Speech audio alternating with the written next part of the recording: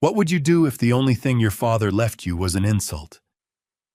If, after a lifetime of quiet devotion, your brothers inherited the ranch, the cattle, the cash, and all you received was a deed to a stretch of rock and dust so worthless it was known to everyone in the territory as a joke?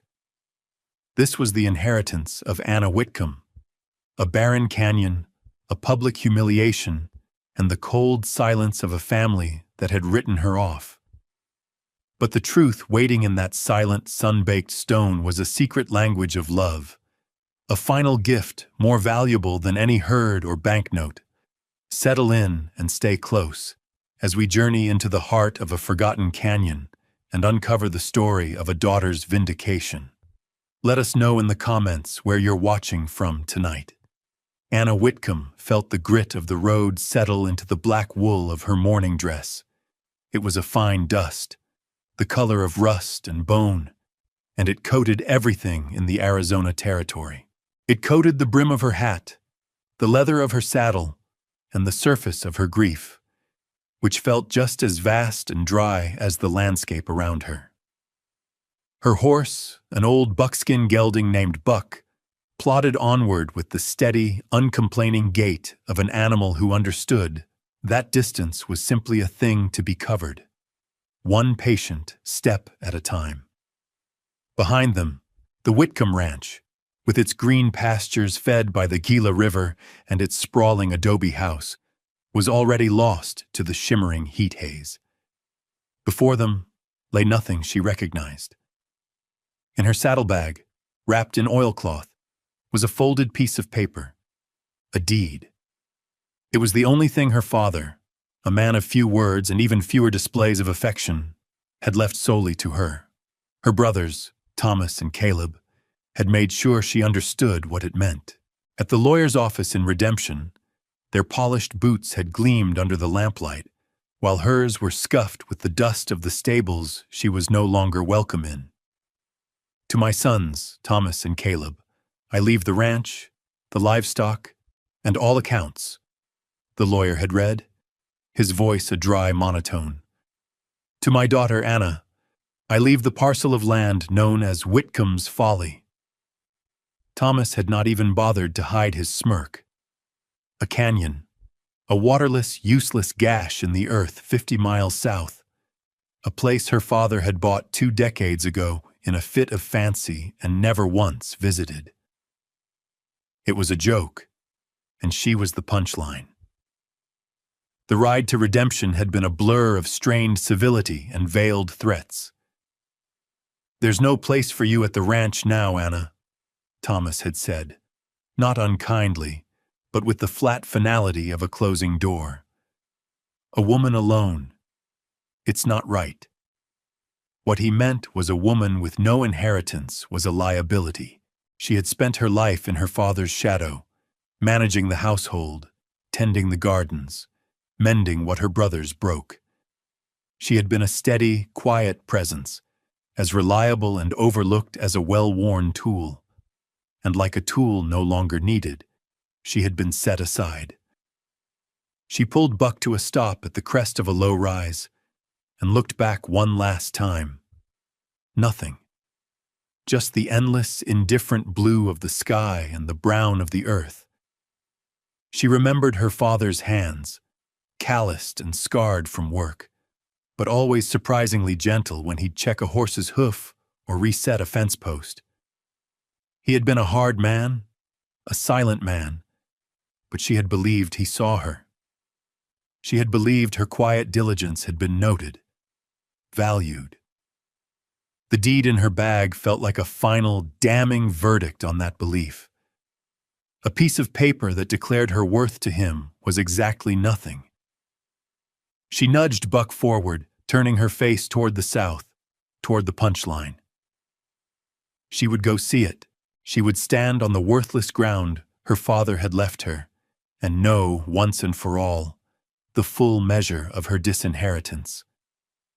The sun beat down, and the silence of the desert was absolute, broken only by the rhythmic creak of saddle leather and the soft thud of hooves in the dust.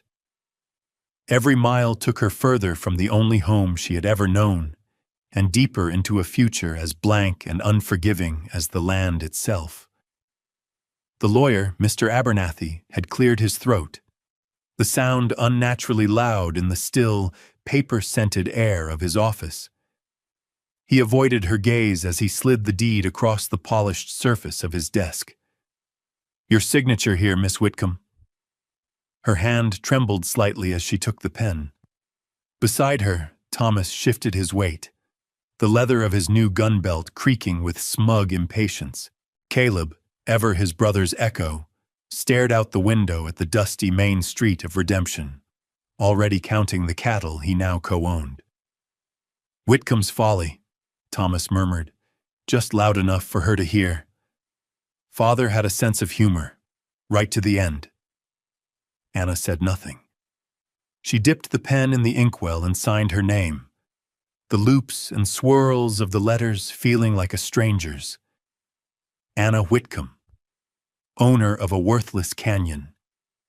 The ink was as black as her dress, as final as the dirt on her father's coffin.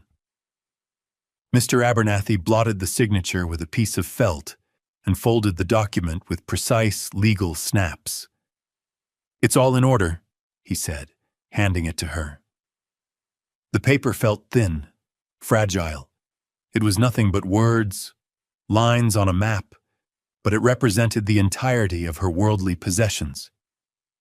She stood, her chair scraping softly on the wooden floor. Her brothers remained seated, watching her, their expressions a mixture of pity and relief. She was no longer their problem. She was now the desert's problem. "I'll be needing my horse," she said, her voice steady, though her heart felt like a stone in her chest. Thomas nodded. "Caleb will fetch him from the livery, and your things are in the saddlebags. Not much, but—" He let the sentence trail off. Not much. A change of clothes, a small tin of her mother's sewing needles, a worn book of poems, the artifacts of a life that no longer existed. She walked out of the office and into the blinding glare of the afternoon sun, the deed clutched in her hand. The heat was a physical blow. The town of Redemption went about its business, men leading wagons, women with baskets, children chasing a stray dog. No one noticed the quiet woman in black standing on the boardwalk, holding a piece of paper that was both a deed and a dismissal. She was officially, irrevocably alone. Was her father's final act a moment of cruelty, a careless joke from beyond the grave? Or was there a deeper meaning hidden in the sun-scorched rocks of that forgotten canyon, a message only she was meant to find? Let us know what you believe in the comments below. And if you're enjoying our story, please consider subscribing for more tales of the frontier. Now, as Anna prepared for the long ride south, the whispers of the town were already beginning to follow her. The whispers started before she even left the lawyer's office. Redemption was a small town, and secrets were a poor crop in its stony soil. By the time Anna had purchased a sack of flour, a slab of bacon, and a small bag of coffee at the Mercantile, the story was all over town. The proud Whitcomb family, leaving their only daughter with nothing but a patch of badlands. The storekeeper, a portly man named Henderson, counted her coins with an air of theatrical sympathy. "Heading south, are you, Miss Whitcomb?" he asked, his eyes full of pity she did not want. "Long ride. Be careful of the sun." It was a kindness that felt like a stone, heavy and hard. Outside, leaning against a support post for the boardwalk awning, was her brother Thomas. He'd been waiting for her. "Stocking up for your new life as a rock farmer, sister?" he asked, his voice loud enough for the men idling nearby to hear. A few of them chuckled. Anna cinched the supply sack to the back of her saddle and didn't look at him. "Thomas, don't," she said, her voice low. "Don't do this here." His laughter was harsh. "Do what?" I'm just wishing you well on your new venture. Everyone in the territory knows about Whitcomb's Folly. Father used to laugh about it, said he only bought it so no other fool would. He pushed himself off the post and took a step closer. Go back east, Anna. Find a husband. There's nothing for you here. His words were a public disowning, a final severing. She finally turned to look at him, her gray eyes meeting his. She held his gaze, her silence a shield he could not penetrate. For a moment he looked away, a flicker of something, shame perhaps, in his eyes. Then he straightened his shoulders, his arrogance returning like a mask. He turned and walked away without another word. She finished her knots, her hands moving with practiced efficiency, her knuckles white. As she mounted Buck and prepared to ride out of town, a voice, thin and reedy as desert grass, called to her. Child. An old woman sat in the sliver of shade beside the assayer's office. She was Pima, her face a beautiful map of wrinkles, her black eyes sharp and knowing. Anna had seen her in town for years, but had never spoken to her. The woman beckoned her closer with a single crooked finger. Anna hesitated, then guided Buck over. The old woman looked at the horse, then at Anna, then at the vast, empty horizon to the south. They give you the stone place, she said. It wasn't a question. Yes, Anna replied. The woman nodded slowly, a faint, secret smile touching her lips. Some roots need stone to grow strong, she said. Her voice was quiet, but it carried a strange weight, the authority of seasons and sorrows. Then she closed her eyes, the conversation over. Anna stared at her for a moment, the cryptic words echoing in her mind. Some roots need stone. It made no sense. It was just the rambling of an old woman. But as she urged Buck into a walk, leaving the last buildings of redemption behind, the phrase stayed with her, a single puzzling seed planted in the barren soil of her thoughts. The journey south was a descent into silence. The sparse grasslands gave way to broken country, a landscape of jagged mesas, dry arroyos, and towering saguaros that stood like silent, patient sentinels. For 2 days, Anna rode under a sun that bleached the color from the sky.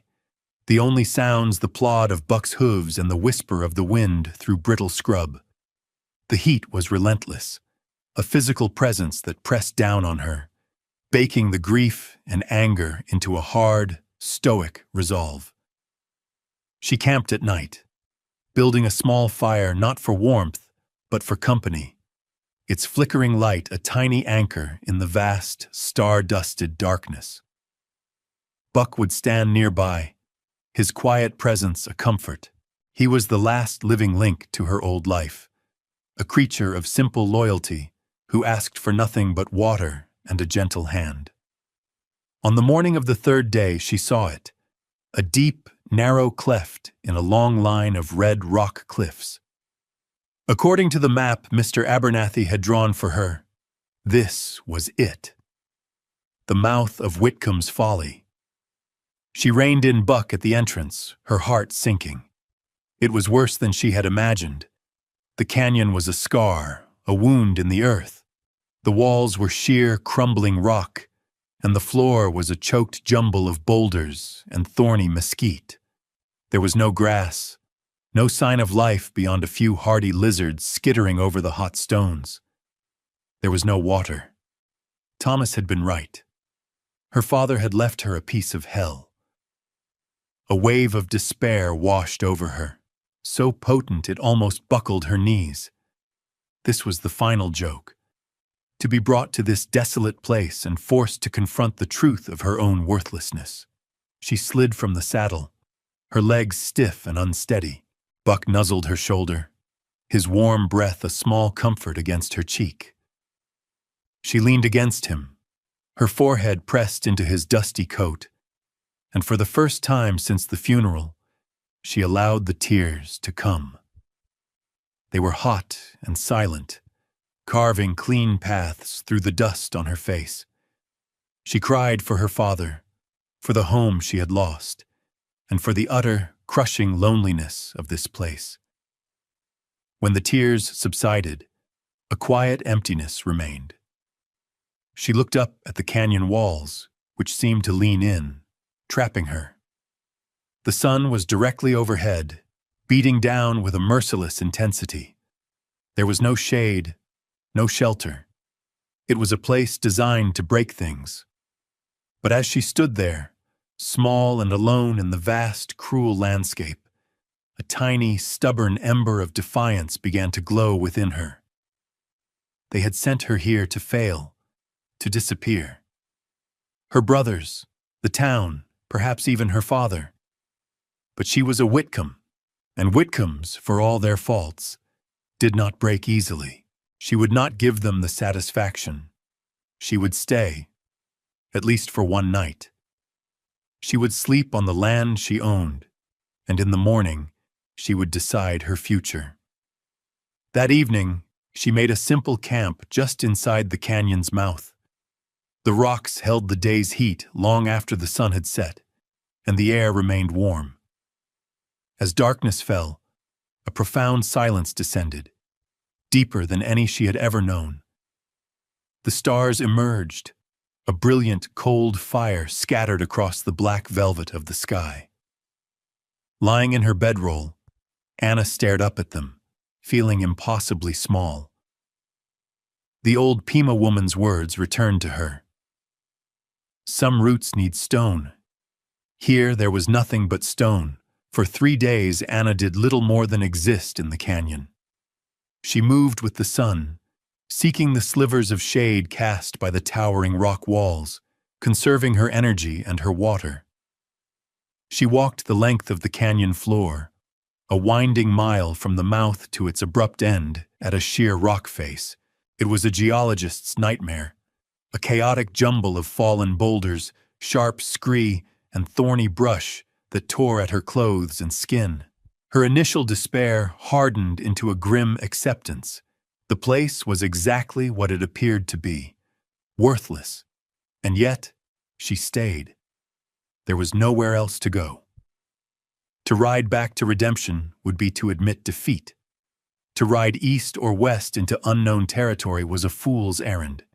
Here, at least, she was a landowner. The irony was bitter, but it was all she had. She spent the hours observing, learning the canyon's subtle rhythms. She learned which lizards preferred which rocks, where the wind eddied and sighed, how the light of dawn and dusk painted the cliffs in shifting shades of ochre, crimson, and violet. The place had a severe, stark beauty, but it was the beauty of a skeleton, stripped of all life and softness. On the 4th afternoon, as the sun began its descent, she was sitting on a flat-topped boulder, mending a tear in her sleeve, when she saw it. High up on the western wall, at least 200 feet above the canyon floor, something glinted. It was a quick, sharp flash of light, like a heliograph signal. It lasted only a second, then vanished. She squinted, scanning the rock face. Nothing. Just the rough, weathered sandstone, cracked and pitted by millennia of sun and wind. She dismissed it. A piece of mica, perhaps, or a shard of quartz embedded in the rock, catching the sun at a perfect angle. It was nothing. But the next day, she found herself watching the western wall as the afternoon wore on. She had chosen a spot with a clear view and waited. The sun lowered, its light turning thick and golden. And then, at what seemed to be the exact same moment as the day before, it happened again. A brilliant, clean flash of light, in the very same spot. This time she was ready. She fixed her eyes on the location, memorizing the pattern of cracks and shadows around it. It wasn't mica. The flash was too clean, too focused. It looked manufactured, like a piece of glass. But what would a piece of glass be doing embedded in a cliff face in the middle of nowhere? The question was a hook. It snagged in her mind and refused to let go. It was the first thing in this desolate place that did not make sense. Everything else was brutal, honest, and obvious in its worthlessness. But the glint was a mystery, a tiny, inexplicable detail in a landscape of harsh certainties. It was a secret. For the first time since she'd arrived, she felt a flicker not of despair, but of curiosity. That night her sleep was less troubled. The canyon still felt vast and lonely, but now it held a question. And a question was a kind of hope. The glint became an obsession. It was a destination, a purpose. To reach it, however, was another matter. The cliff face was sheer, impossible to climb directly. The only approach was from the side, up a long, treacherous slope of loose rock and scree that led to a narrow ledge system higher up. To even reach the base of that slope, she would have to clear a path through a dense thicket of mesquite and catclaw acacia that guarded the western side of the canyon floor. The work was brutal. Using a small hand axe and a camp knife, she began to chop and hack her way through the thorny vegetation. The sun was merciless. Sweat stung her eyes and soaked through her clothes. The thorns tore at her, leaving a crisscross of angry red scratches on her hands and arms. Every muscle in her body ached with a deep, satisfying pain. The labor was a balm. It focused her mind, silencing the relentless loop of grief and resentment. Hacking at the stubborn, deep-rooted brush, she felt as if she were clearing the tangled mess inside herself. Buck would watch her from a safe distance, his ears twitching, a silent, steady companion to her toil. Each evening, she would clean her wounds, eat a simple meal of bacon and hardtack, and fall into an exhausted, dreamless sleep. Days bled into a week. The pile of cleared brush grew, and a narrow, winding path began to emerge. One afternoon, as she was prying a large rock out of the soil, her shovel struck something hard with a metallic clink. She knelt and dug around it with her hands, pulling a heavy, rusted object from the dirt. It was the head of a pickaxe. It was old, the steel pitted and scarred, but the shape was familiar. She turned it over in her hands, her fingers tracing the faint maker's mark stamped into the metal just below the eye. It was a small, stylized W inside a circle, her father's mark. A memory, sharp and sudden, pierced through her. She was a girl of 10, standing in the doorway of his blacksmith shop, the air thick with the smell of coal smoke and hot iron. He was hammering a piece of glowing steel on the anvil, the rhythmic clang a kind of music. He had looked up, seen her watching, and had given her a rare, small smile. He had forged all his own tools, marking each one with that simple W. He had been here. The realization struck her with the force of a physical blow. Her father, who had supposedly never set foot in this canyon, had been here. And he had been working. This tool wasn't casually lost. It was buried, as if left behind in the middle of a job.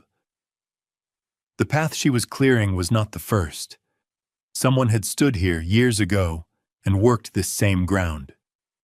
She looked from the pickaxe head in her hand up toward the glinting spot on the cliff. No longer just a curiosity, but the endpoint of a trail laid by her own father.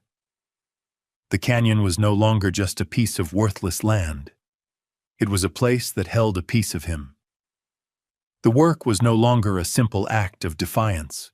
It was an act of discovery, of following him into a secret he had kept for 20 years.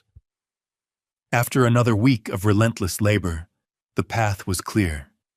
It ended at the base of the scree slope, a steep, unstable river of gravel and rock. The climb was slow and perilous. For every 2 steps she took, she felt herself slide 1 step back. The loose stones shifted under her boots, threatening to send her tumbling down. She used her hands, grabbing onto the few stable rock outcroppings, her fingers raw and bleeding. Finally, gasping for breath, she pulled herself onto the first solid ledge. From here, she could see the canyon laid out below her, a winding ribbon of stone and shadow. She rested for a moment, then began to follow the narrow ledge as it snaked its way along the cliff face. It was barely a foot wide in places, a dizzying drop to her left. She kept her body pressed against the rock wall, not daring to look down. After 100 yards, the ledge widened and sloped upwards, leading to a broader terrace. And there, directly in front of her, was the source of the glint. It was a small, square pane of glass, no bigger than her hand, set flush into the stone. It was so skillfully placed, so perfectly integrated into the natural cracks of the rock, that it was nearly invisible unless the sun hit it at precisely the right angle. It was a window. Her heart hammered against her ribs. She ran her fingers over the cool, smooth surface of the glass, then traced the seams around it. The surrounding rock was not natural. It was dressed stone, fitted together with the skill of a master mason. This wasn't a cliff face. It was a wall. She followed the wall to the left and found the door. It was a massive slab of sandstone, perfectly cut to fit the opening, resting on ingenious stone hinges. There was no handle, only a small, finger-sized depression near the edge. She put her fingers in it and pulled. For a moment, nothing happened. Then, with a low, grating groan of stone on stone, the door began to swing inward, opening into darkness. The air that flowed out was cool and still, carrying the faint, clean scent of damp earth and deep stone. She hesitated for only a second, then stepped across the threshold. For a moment, she was blind. Then her eyes adjusted to the gloom. She was standing in a room carved from the living rock. A single shaft of light from the small window illuminated a space that was both a workshop and a home. A sturdy wooden workbench stood against one wall, with tools hanging in neat, orderly rows above it. Hammers, chisels, saws, drills. Her father's tools, each one bearing his mark. A simple cot was built into an alcove, its mattress stuffed with dry grass. In the corner, a stone basin sat beneath a dark, wet patch on the ceiling, where water seeped slowly from the rock, dripping with a quiet, meditative rhythm into the basin below. It was a spring, a hidden, living spring. On a small hand-carved table sat a tin box. With trembling hands, Anna lifted the lid. Inside, nestled on a piece of faded velvet, was a small, leather-bound journal. She opened it to the first page. The handwriting was her father's, strong and clear. "My dearest Anna," it began. "If you are reading this, then you were strong enough to look past the world's judgment and find your way here. I could not give you the ranch. Your brothers understand land in terms of money, of cattle, of power. They would have crushed you. I have left you something better, not a piece of land, but an anchor, a place the world cannot touch, a place to be quiet and strong. This house is yours. The water is clean. The tools are sharp. Build your life here. Know that you were seen. Know that you were loved." Anna sank to the floor, the open journal in her lap, and wept. Not with grief or despair, but with a profound, soul-shaking relief. He had seen her. He had known her, better than anyone. This canyon, this house, this secret, it was not an insult. It was a sanctuary.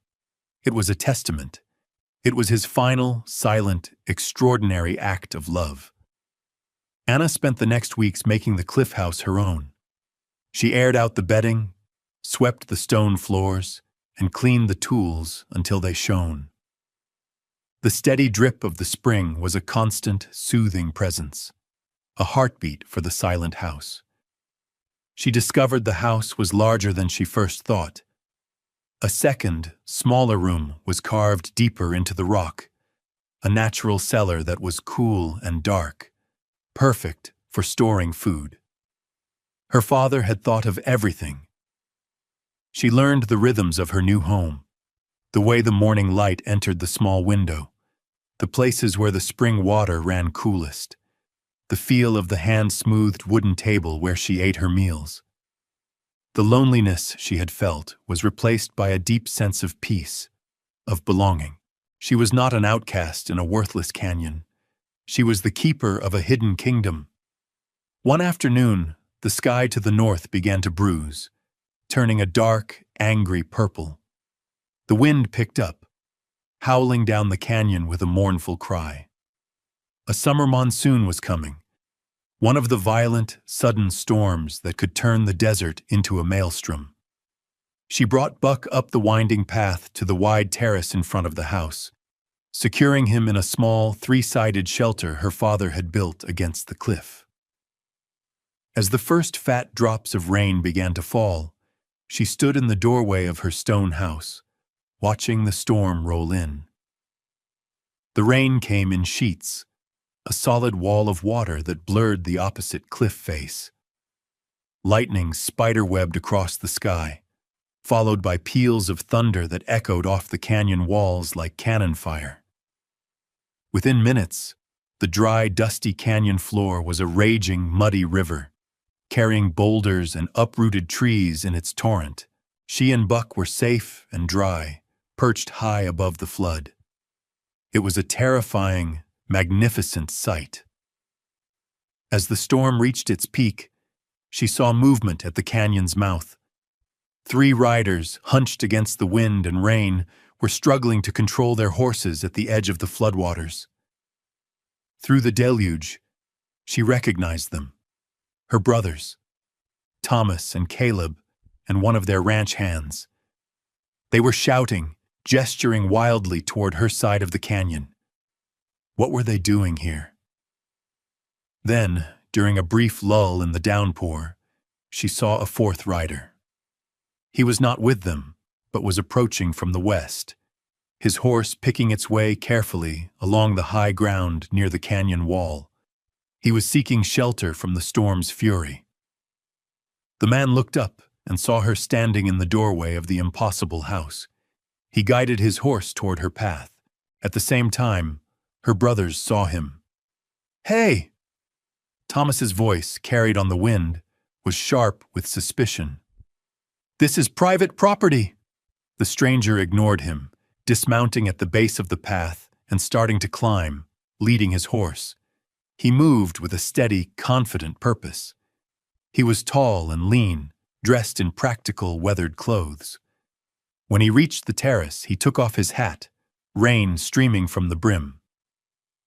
"Ma'am," he said, his voice calm despite the roaring storm. "Daniel Price. I'm a surveyor for the territory. Got caught in this blow. I hope you don't mind me taking shelter." Before she could answer, Thomas bellowed from across the flood. "Anna, what is the meaning of this? We heard a rumor. There's water here." His eyes were fixed on the overflow from her spring, a small, steady trickle of clear water running down a channel carved in the rock, a stark contrast to the muddy torrent below. His face was a mask of disbelief and raw, covetous fury. The crisis had arrived, not just as a storm of wind and rain, but as a storm of greed. The storm raged for another hour, then passed as quickly as it had come, leaving behind a world washed clean and dripping. The floodwaters in the canyon began to recede, though the ground remained a treacherous sea of mud. Throughout it all, Daniel Price remained a calm, steady presence. He helped Anna check on Buck, his movements quiet and efficient, his respect for the animal clear. Her brothers remained on the opposite side, their impatience and anger palpable across the diminished but still impassable wash. When the sun broke through the clouds, steaming the wet rock, Daniel turned to Anna. "That house," he said, his voice filled with a quiet awe. "I've surveyed this whole territory. I've never seen anything like it." "My father built it," she said simply, "years ago." Across the canyon, Thomas shouted again, "Anna, we need to talk. That water changes everything." Daniel looked from Thomas's furious face to Anna's calm one. "May I see your deed, Miss Whitcomb?" he asked gently. She retrieved it from the tin box, the paper feeling more solid and real than ever before. He unfolded it carefully, his eyes scanning the legal description, the survey coordinates, the signature and seal. He pulled a set of rolled charts from his own saddlebag, protecting them from the damp. He unrolled one on the table, a detailed topographical map of the region. For several long minutes, he worked, using a compass and ruler, making small pencil marks, his brow furrowed in concentration. Finally, he looked up. "Your father was a very precise man," he said. "The deed is ironclad. The parcel boundaries are clearly marked and correctly filed. The springhead is located well within your property line. 100%. A profound sense of relief washed over Anna, so strong it made her feel lightheaded. "They can't take it?" she asked, her voice barely a whisper. "No, ma'am," Daniel replied, his gaze direct and reassuring. "Legally, they can't touch it." By late afternoon, the water had receded enough for her brothers to cross. They stormed up the path, their boots caked in mud, their faces thunderous. "This is family land, Anna," Thomas began, his voice shaking with rage. "That water belongs to the ranch." "No," Daniel Price said, stepping forward slightly. He wasn't a large man, but he had an unshakable stillness about him. "This land, and everything on it, belongs to Miss Whitcomb. I've verified the deed and the territorial survey. The claim is sound." He met Thomas's glare without flinching. "If you try to contest it, you will lose." Thomas stared, speechless, his blustering fury deflating in the face of Daniel's quiet authority.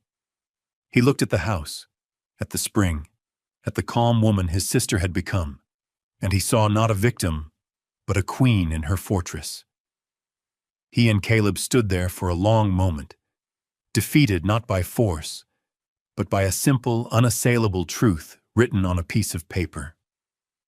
Without another word, they turned and descended the path, their retreat clumsy and graceless. Back in Redemption, a week later, Daniel Price filed his surveyor's report and a formal affirmation of Anna's claim at the land office. The news spread through the town like a grass fire. Whitcomb's folly wasn't a folly at all. It was a secret stronghold, a hidden oasis. The whispers that had once followed Anna turned from pity to respect, and then to something approaching awe.